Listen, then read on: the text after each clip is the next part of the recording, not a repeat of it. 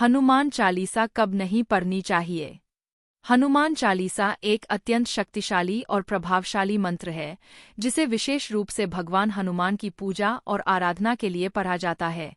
हालांकि यह किसी भी समय पढ़ने के लिए बहुत लाभकारी माना जाता है, फिर भी कुछ विशेष परिस्थितियां और समय होते हैं जब हनुमान चालीसा का पाठ नहीं करना चाहिए या इस पर विचार किया जाता है। आइए जानते हैं कि हनुमान चालीसा कब नहीं पढ़नी चाहिए। 1. निंदक और अपमान करने वालों के लिए। हनुमान चालीसा का पाठ उन लोगों के लिए नहीं करना चाहिए जो भगवान हनुमान या किसी संत का अपमान करते हैं। हनुमान चालीसा में भगवान हनुमान की विशेष कृपा का उल्लेख है, इसलिए इसे उस व्यक्ति के लिए पढ़ना गलत माना जाता है जो भगवान के प्रति अपमानजनक हो।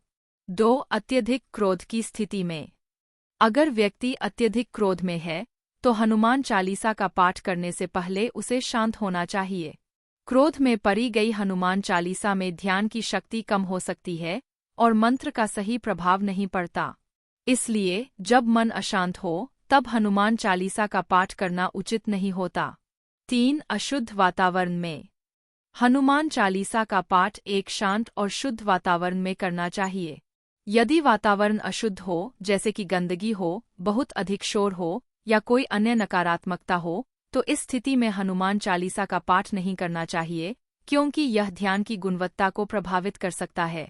4. शाम के समय, अलार्म समय। कुछ धार्मिक मान्यताओं के अनुसार शाम के समय हनुमान चालीसा का पाठ करने से बचना चाहिए। खासकर रात के समय जब मन में अशांति हो या मानसिक तनाव हो, तो हनुमान चालीसा का पाठ सही समय पर नहीं हो सकता है। 5. दूसरों के नुकसान की इच्छा रखने वाले। हनुमान चालीसा का पाठ करने से पहले यह सुनिश्चित करना चाहिए कि आपके मन में कोई नकारात्मक विचार, जैसे कि दूसरों के लिए नुकसान या प्रतिशोध की भावना, न हो। हनुमान चालीसा का उद्देश्य तो केवल आत्मबल को बढ़ाना और जीवन में सकारात्मकता लाना होता है, न कि किसी के खिलाफ दुर्भावना या हिंसा का संदेश देना। 6. शरीर में भयंकर बीमारी का समय। यदि कोई व्यक्ति गंभीर शारीरिक या मानसिक स्थिति में हो, जैसे अत्यधिक थकावट, बुखार या मानसिक अवसाद, तो इस स्थिति में हनुमान चालीसा का पाठ सही रंग से नहीं हो सकता। यदि व्यक्ति शारीरिक रूप से अस्वस्थ है, तो पहले चिकित्सा सहायता लेना बेहतर होता है। फिर शरीर और मन स्वस्थ होने के बाद हनुमान चालीसा का पाठ करना चाहिए। 7. निरंतर अनुष्ठान की स्थिति। अगर कोई व्यक्ति हनुमान चालीसा का निरंतर पाठ कर रहा है, जैसे कि रोजाना कई बार, तो उसे संतुलित तरीके से ध्यान और भक्ति के साथ पाठ करना चाहिए।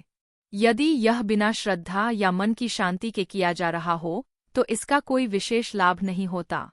निष्कर्ष: हनुमान चालीसा एक बहुत ही शुभ और शक्तिशाली स्तुति है, जिसे श्रद्धा और भक्ति के साथ किसी भी समय पढ़ा जा सकता है। लेकिन इसे पूरी आस्था और शांति के साथ पढ़ना चाहिए और नकारात्मक मानसिकता या अशुद्ध वातावरण में इससे बचना चाहिए।